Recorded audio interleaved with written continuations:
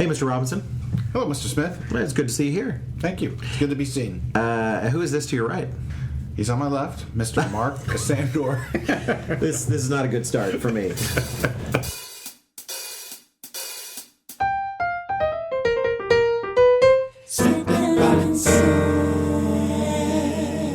Thank you very much for joining us here for the podcast. Again, it's me and Mr. Robinson, and we do have a guest who is on the left of Mr. Robinson, not his right, and that would be Mr. Mark Sandor, minister in. How would you describe your area, Mr. Sandor? I suppose I would be serving as pastor over Minnesota and western Wisconsin. All right, beautiful area, very cold this time of year. Yes, I will be there. Actually, I don't know when we're actually going to put this online, probably in a week or so, but I will see you by the end of this month here in February.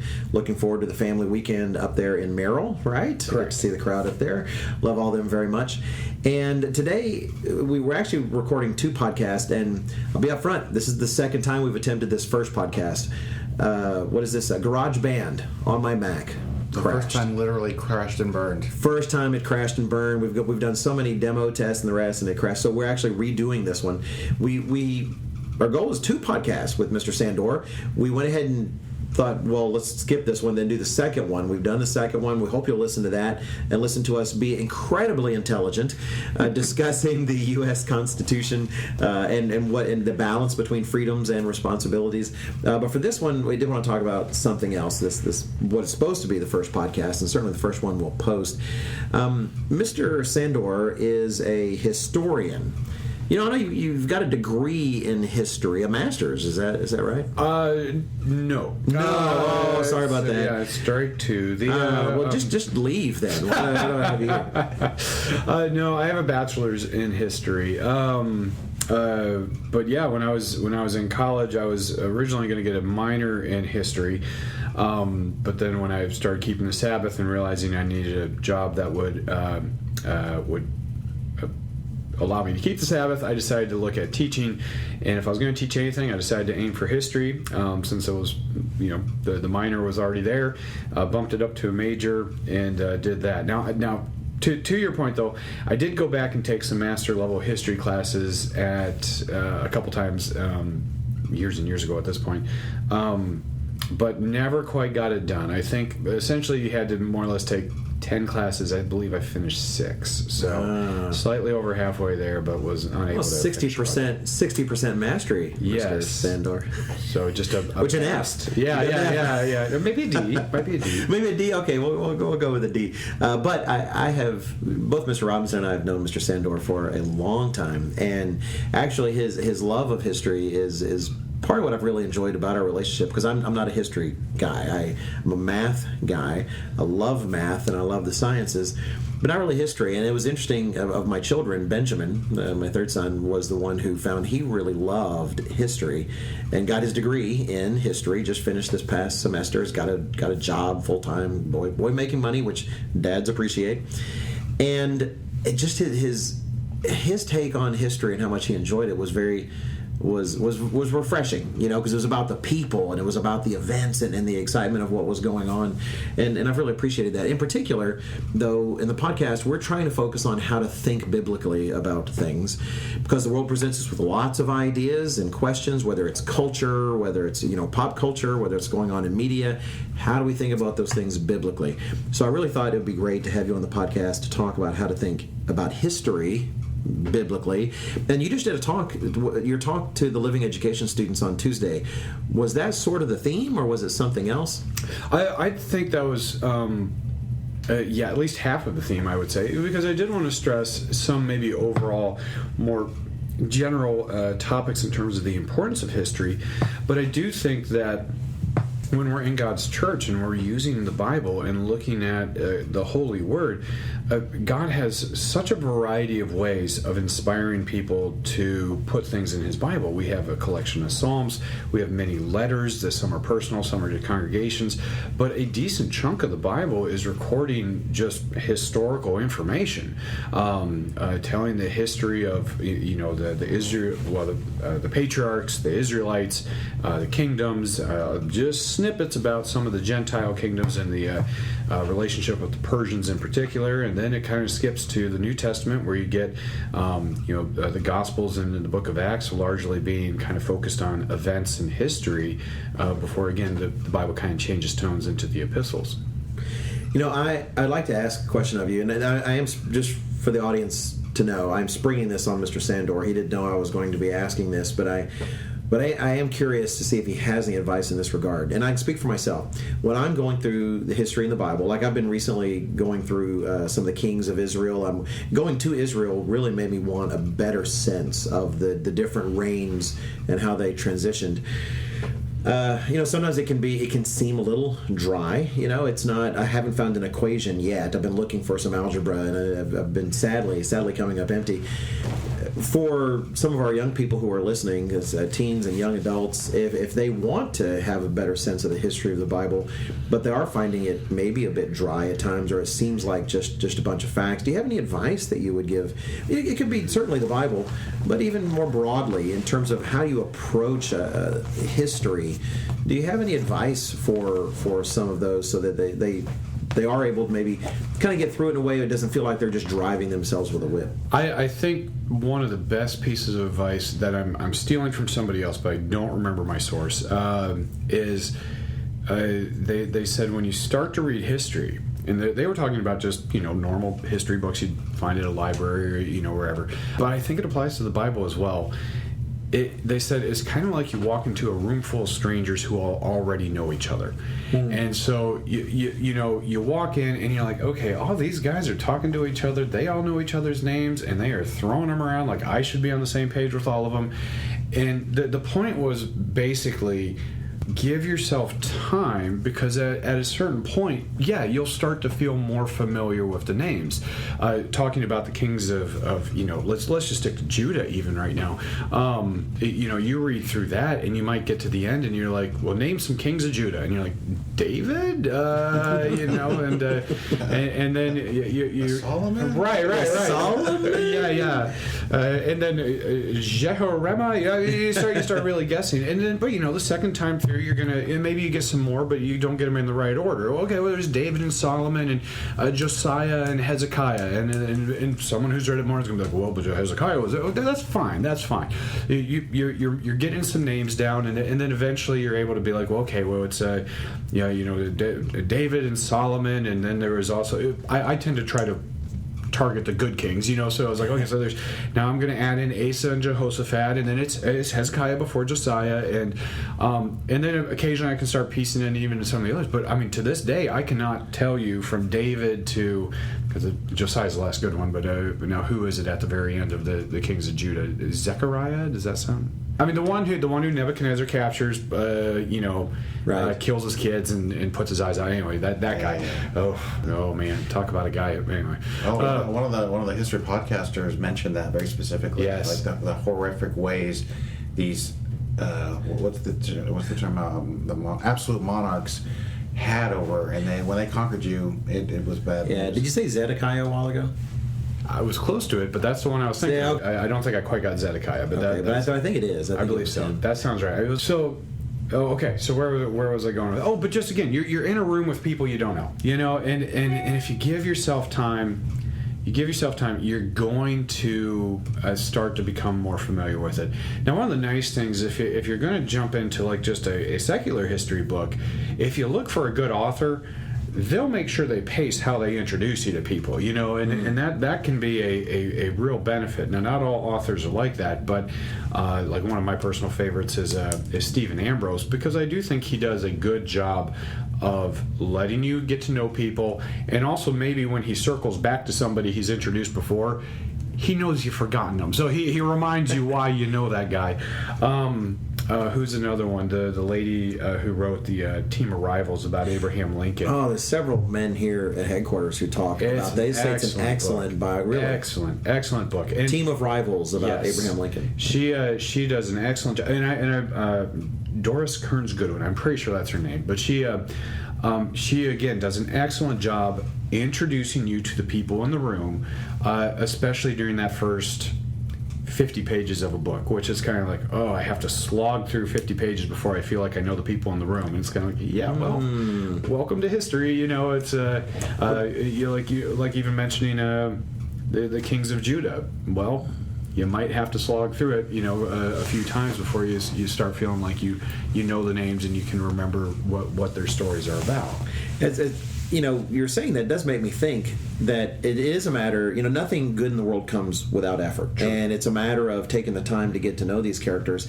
What you're saying, because you're prompted two thoughts, I'll try to get to both of them and not forget the second. But one of them, it does remind me of Mr. Agwin, Mr. John Agwin.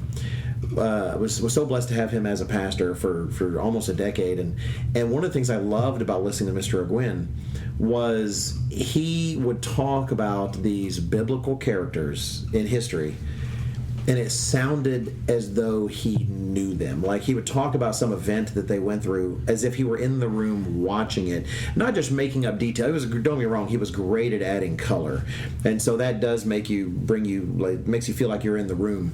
But he would talk about the people themselves as if he had taken the time to get to know them.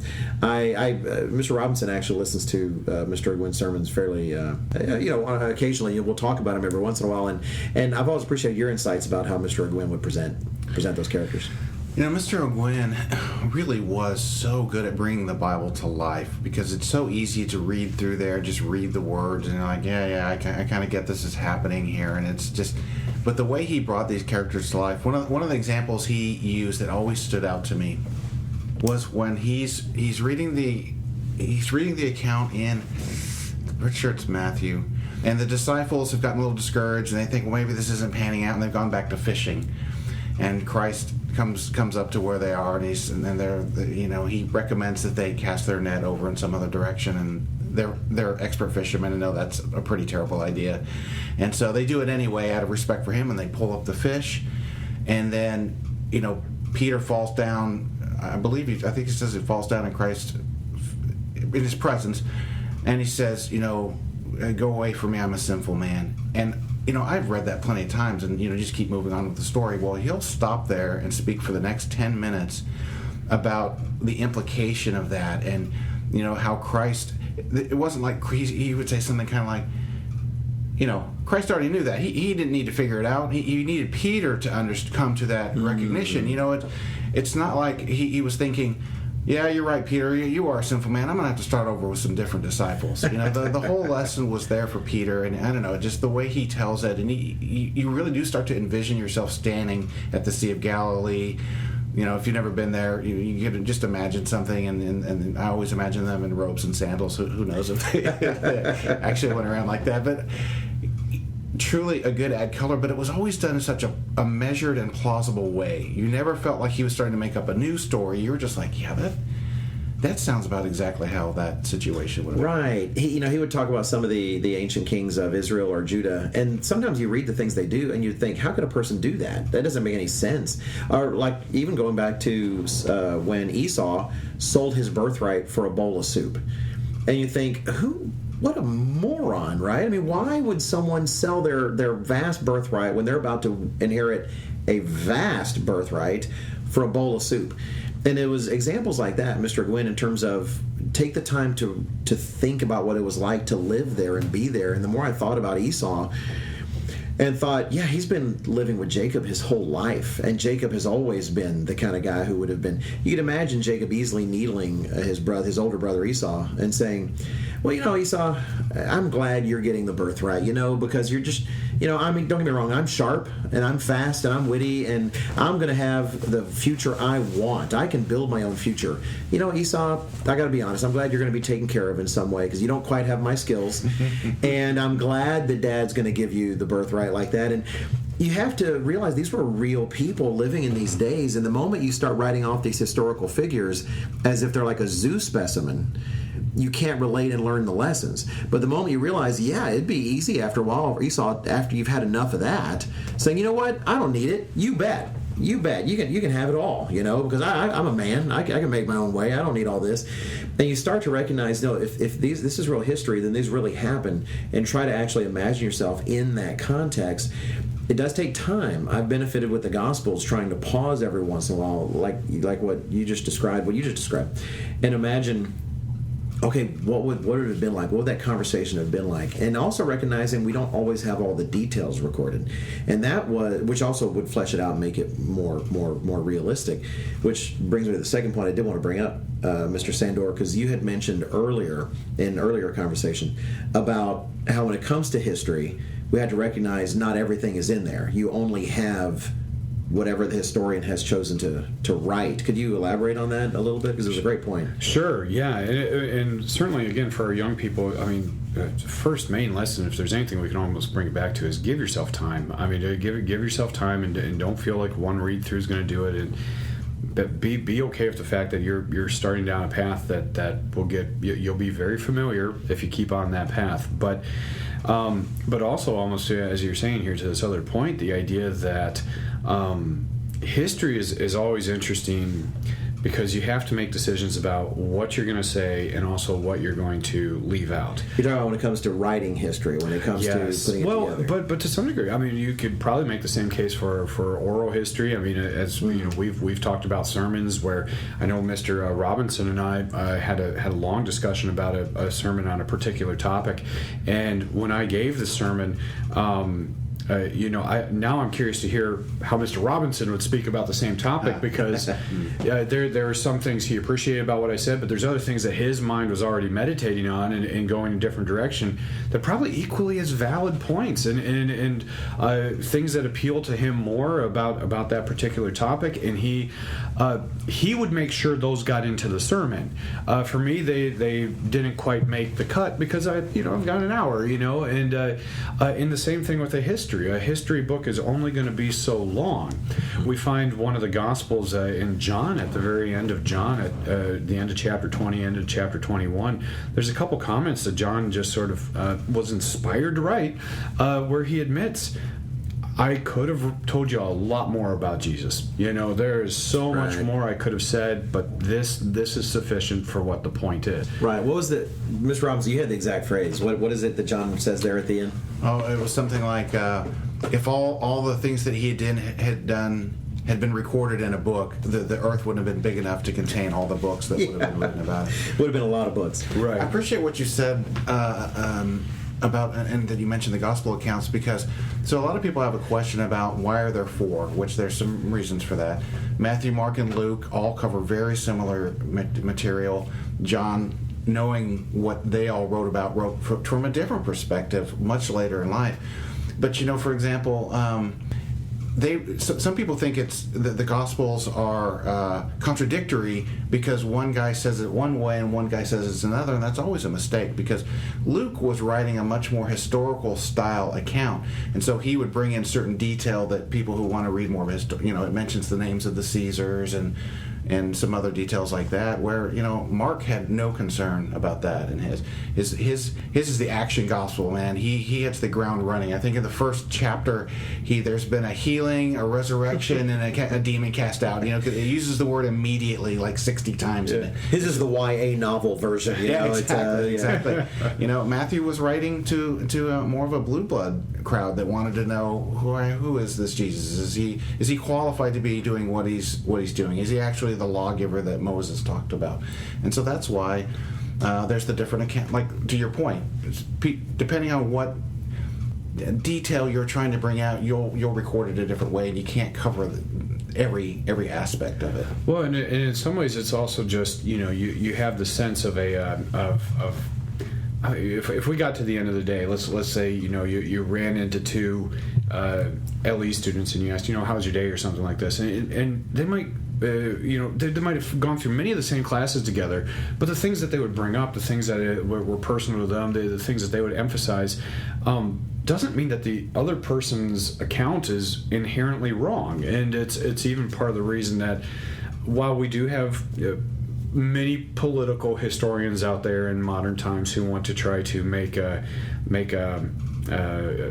tell their side of things for their own personal agendas. There's also many times, as you even mentioned here in the scriptures, that the Bible can tell you There might be more than one way to accurately describe a situation without it inherently being that somebody's lying or somebody's contradicting. That there can be the Matthew way of being like, look, we're gonna base Christ's ministry in the Old Testament, and I mean he practically quotes more Old Testament scriptures I think than the other three combined practically. But it is a very interesting thing about again for all four of them, what they put in and what they didn't, and even deeper than that, what God decided to inspire for each of them to put in, and what things he was okay with leaving out. The Gospels are a great example where Christ lived, what we believe, about 33 and a half years or so, began his ministry at age 30, died at 3.5 years later, and I did the math on it at one point, because if you add up all the chapters, 28 for Matthew and however many for Mark and however many for Luke, however many for John, you add them all up, then add up the number of chapters that are just the last week of his life. Right. Just him riding in, or maybe not even last week, but he's riding into Jerusalem through his the Passover, the trial, the execution, the resurrection. That's almost a third of the gospel. It might be almost like 33% or maybe even a little higher of what the Gospels recorded. Right. That it's all that what God decided to record to you, about 33 and a half years, a third of it's just 1 week. and even if we were to try to describe to you Christ's life from age 1 to 30, well now we're down to just a handful of chapters about what even took place there. John O'Gwen did a Bible study, many Bible studies, but he has one where he takes the gospel accounts and it starts with three and a half years from the resurrection. Then he gets down to like 1 year to the resurrection. I mean, that's a whole Bible study. Then he gets down to 6 months before. Then it's like the week before is its whole own Bible study. To your point, what y'all said makes me think of two things. One is in terms of the accounts seeming so different, it really is interesting in terms of the world, the people who critique the Bible, which of course our young people are exposed to critics of the Bible if they're in the world at all. And there are those that it's like they want it both ways. When the two accounts differ in some way, differ in the details they present, etc., the world will say, oh, look, there's a difference. There's a difference in the Bible. It can't be right. On the other hand, when they agree too much, they'll say, oh, there's collusion. It's all part of a plan. They're just weaving a tale. Mainly, they just want to critique the Bible. They don't really care. But in particular, had an exchange on Twitter today. There was someone who, and they claimed to be a Christian. They believed they were a Christian, but they really did believe the Bible had these contradictions, and said that they didn't know what to do with things like the account of Judas's death.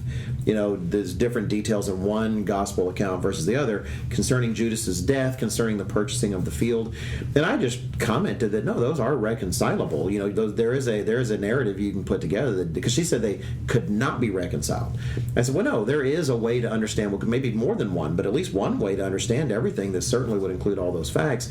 And she just thought, no, that's just bending backwards. And I said, look, I have reared 4 boys. And there have been times where they would describe the same event, and each of them would give completely different details that if you just listen to those details, you'd have thought something completely different about what happened. But they weren't lying, they were just expressing the details they felt were important. And that also then relates to what you were saying, Mr. Robinson. Each of the gospel writers, like every historian, they have certain details that are important to them for what they want to say. The book of John, the one gospel writer who you mentioned, seemed to cover so many different accounts of the other 3, but he wrote apparently decades after the other gospels were written. And to a certain extent, and Mr. O'Gwen would actually highlight this in his study, John was trying to fill in the gaps. He was trying to mention those things the other 3 had not mentioned. I've seen people say, no, look, the book of John totally disagrees with the others. So even if you believe they were just out trying to propagandize the Christian faith, do you think that he would just completely, actively, purposely contradict all the other accounts? That doesn't even sound... If anything, he would try to explain why those accounts were wrong and his account is right. It was quite the contrary. He was simply filling the gaps. And in terms of thinking of history biblically, in terms of even secular history, whether kids are studying it in school or whether they're hearing accounts as they grow up, that is part of what has to be taken into account, right? Is why was the historian writing what are the kind of things that have to be considered when someone, Mr. Sandor, when someone is reading a historical account? What should our teens, what should us as adults, what should we take to a text, whether biblical to be sure, but even historical? If we want to think biblically, what is it we should take to the text when we're reading it? Well, and I think, again, this goes back to one of the main benefits of history is that, when you study outside, you're going to have to go outside the Bible if you want to know anything about the ancient Greeks. I say anything. I mean, you might get a couple verses in Daniel, but it's kind of like, generally speaking, if you really want to understand, and actually Daniel might be a great place to start. Mr. Robinson and I were talking about 586 BC, great date to memorize. I'm not even a big date guy, but I mean that's a great one to have in your in the back of your mind to keep up, because 586 Jerusalem is conquered by Nebuchadnezzar, or at least that's the best date we think it happened. And at that point, there's almost a narrative shift away from like the political entity of Israel, and now it's to the Gentile kingdoms. Nebuchadnezzar actually is about to have his dream of the idol with the gold and the silver and bronze and iron and so on. Well, if you're going to understand that, Daniel is going to help you at least identify it.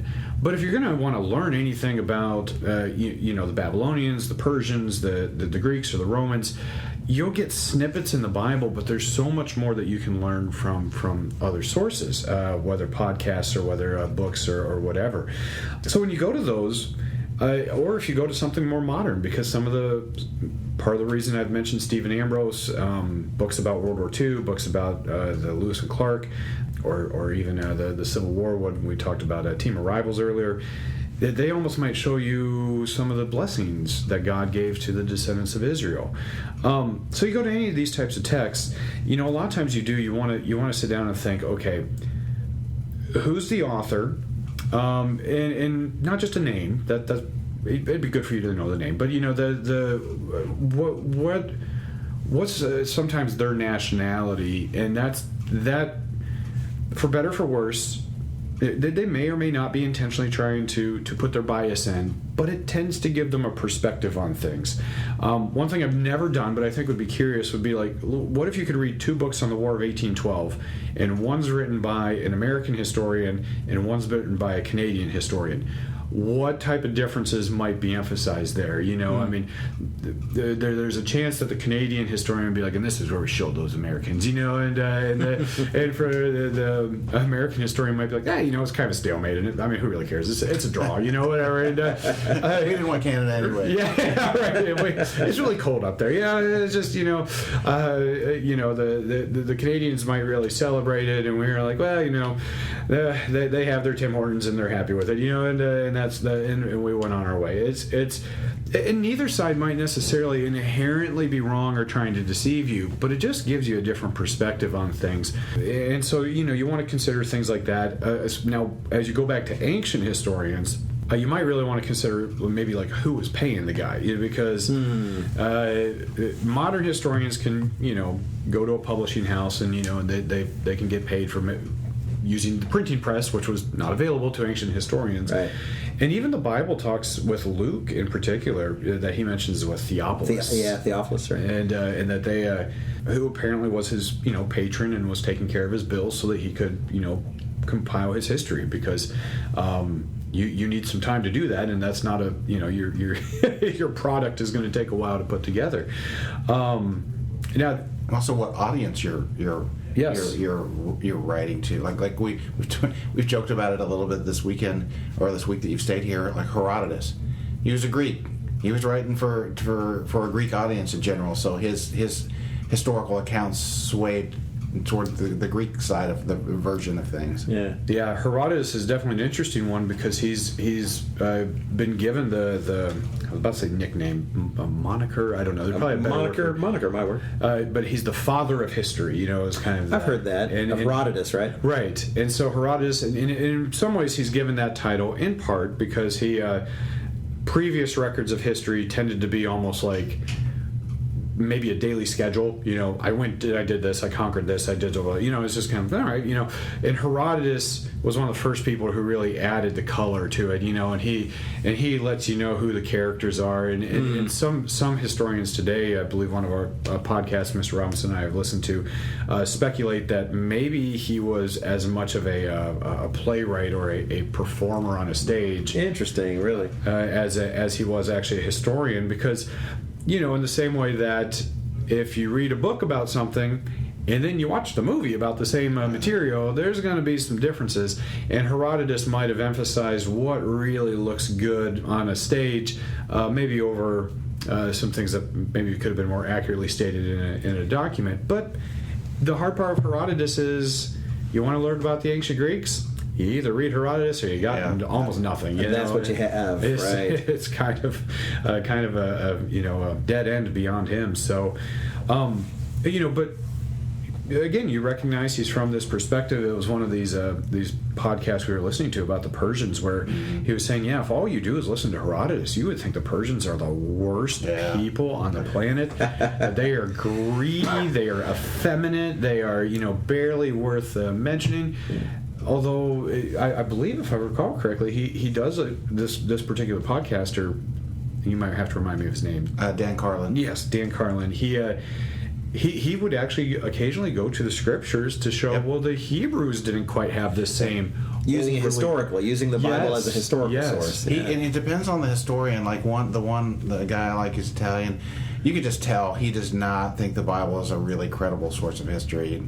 But Dan Carlin seems to think that there's some things there that seem pretty.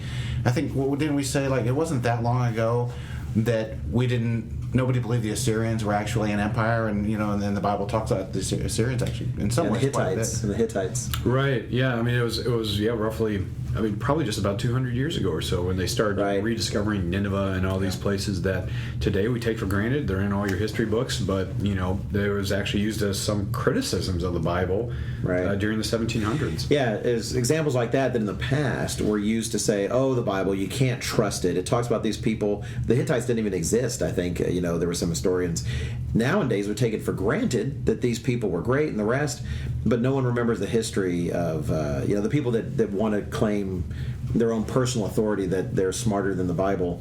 That doesn't get brought up anymore. Now, Dr. Winnell, I do think brings those things up in his booklet on the Bible Fact or Fiction. I think that's a worthwhile point to make. I definitely don't want to cut off anything you would like to say to any of our young people listening, teens and young adults. But I did want to ask, for instance, we know universities can be a place where faith goes to die in a lot of ways. You've got essentially a bunch of professionals there and academics who have an agenda to get across, and they're all there to teach you what they want you to learn. So, I've got just one son who's about to finish his college career, one that's just kind of getting started. They've gone to various college or trade school and the rest. And they've encountered that. They've encountered sociologists, the rest, that have a certain take on things, and they don't mind just giving you their take. Is there any advice that you would give some of our teens and young adults if they want to maintain a biblical mind as they're going to college, as they're pursuing either higher education or training, or diving into some of these kinds of books? Is there any advice you would give them as a converted man that you are about how to take in that kind of information from these perspectives, but yet remain grounded in the truth and not lose your way? Because experts, when they write and when they talk, they can sound remarkably confident and convincing. I'm sure the experts way back then telling people there was no such thing as a Hittite sounded remarkably confident and convincing. So just in your experience with this particular discipline, is there any advice that you would give? I think, and this is advice for a lot of different things,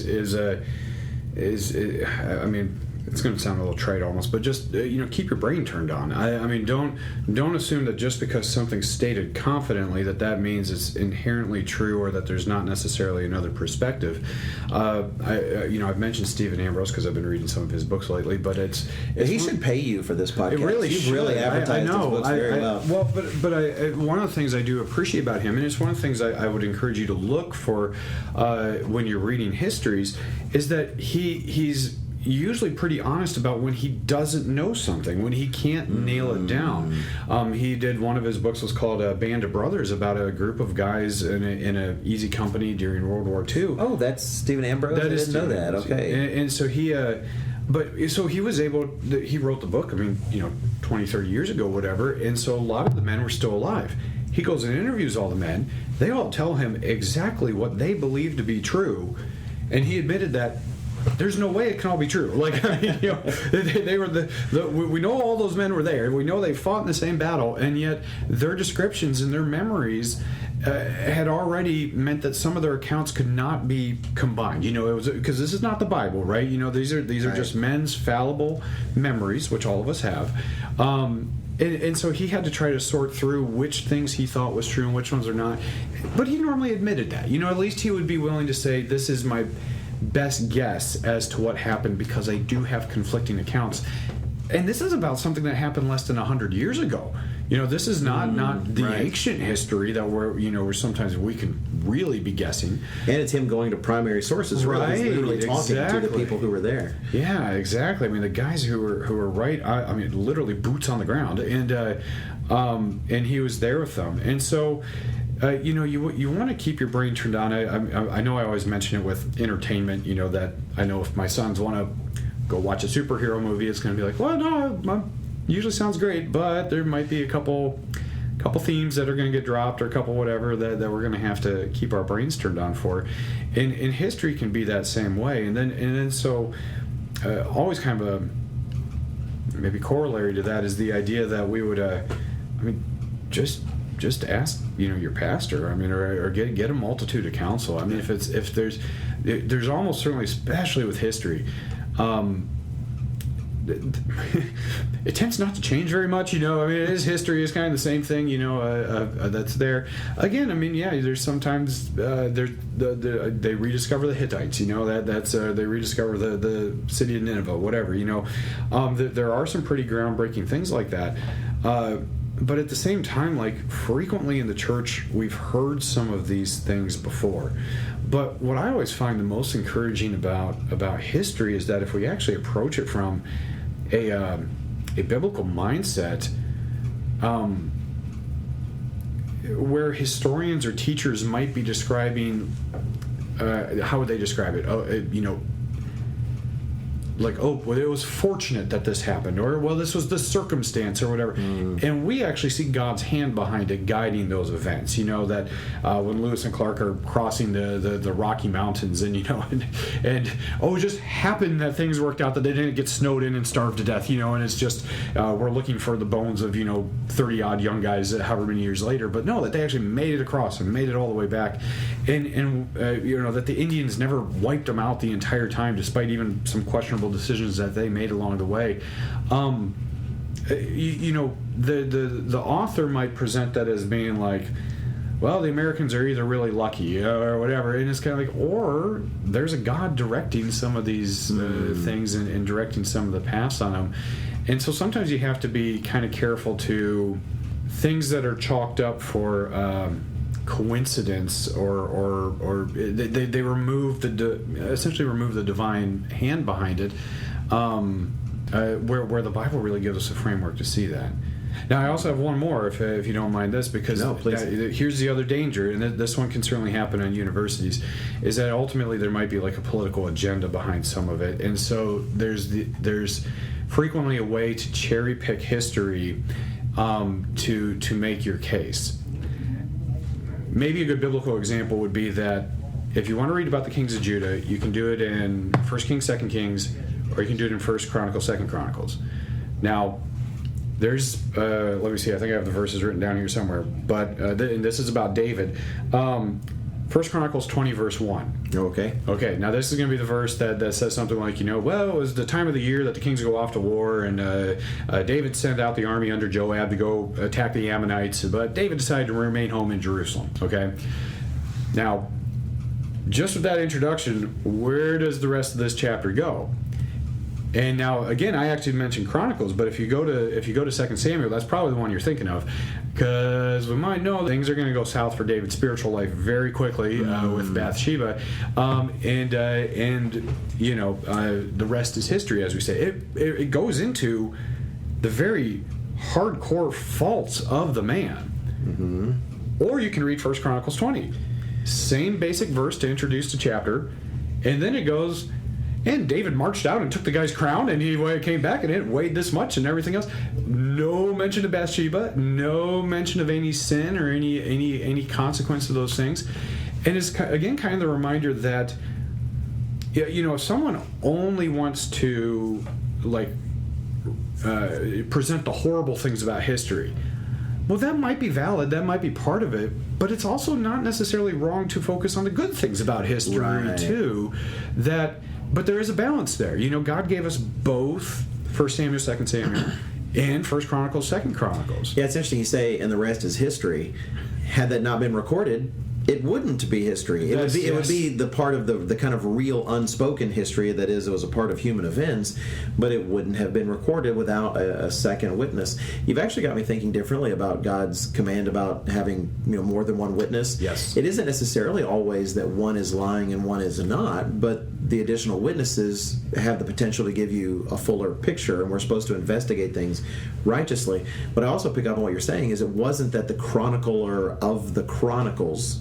You see what I did there? I like that. Thank you. It wasn't that the chronicler of the Chronicles that he was trying to lie. He wasn't trying to lie. He just simply wasn't presenting that particular. He wasn't covering that facet of history. And so we need to keep our brains turned on and approach things recognizing that a historian is writing things for a particular. It's not even necessarily a bad reason, though. Sometimes it is political. Sometimes it is biased. But he always has to have a purpose in what he's writing. And I think that takes us back to, thankfully in the Bible, we can trust that the author of Chronicles, the author of 1 Samuel, 2 Samuel, that they were inspired by God and gave us what we needed. And you just can't necessarily take that same confidence to a history class or to books. And even Stephen Ambrose? Yeah, because I hear he's great. A friend of mine loves his history books. I hear he's great too. No, but even him, because again, now he generally falls in the trap of just describing things as circumstances and whatever else. He's not going to see God's promise to the tribes of Israel, to Ephraim and Manasseh, being played out in some of these things. But anyway, when you get more aggressive folks, who you might start sensing that agenda behind it, then you might want to say, hang on, are you trying to drive more of a political agenda? Because history gives you lots of stories about lots of things, and so if you want to, it's one of the dangers of people saying that you need to learn the lessons of history. Well, okay, but did you just cherry pick a few things where you might have picked the exception rather than the rule, or especially you're going into some type of anti-God, anti-Bible thing that is sometimes out there. I've had some professors who, I don't know that any of them were real religious. Any of my history professors were terribly religious. Interesting. But at the same time, they also had to recognize a lot of the people they were studying were fairly religious, and I always find it kind of curious that if I could find a way to comment on religious things using the Bible and so on. Sometimes I could be talking about stuff I'd studied more than my professors had because they studied the history but not the Bible. And, wow. and every now and then that was actually a gateway to a good grade. Things. I think that also as I've been listening to these history podcasts lately, is man, if they would just take the Bible as fact, it would really help them fill in some things and help them out with understanding history, which they do care. That's a passion of theirs. They love it. They want to know it. They love exploring it. Dan Carlin talks all the time about, you have to be like a crime scene detective and figure out, piece all these things together. And in some instances, I'm like, or you could just read the biblical account because it kind of fills in some of those. It depends on what he's talking about, but. Interesting. So it sounds like, because Dr. Morell hits that theme a lot in terms of we need to learn the lessons of history. And part of what you've added to that is sometimes you're learning the lessons of history, but sometimes you're learning the lesson the historian wants you to learn. He happens to be using some elements of history to communicate.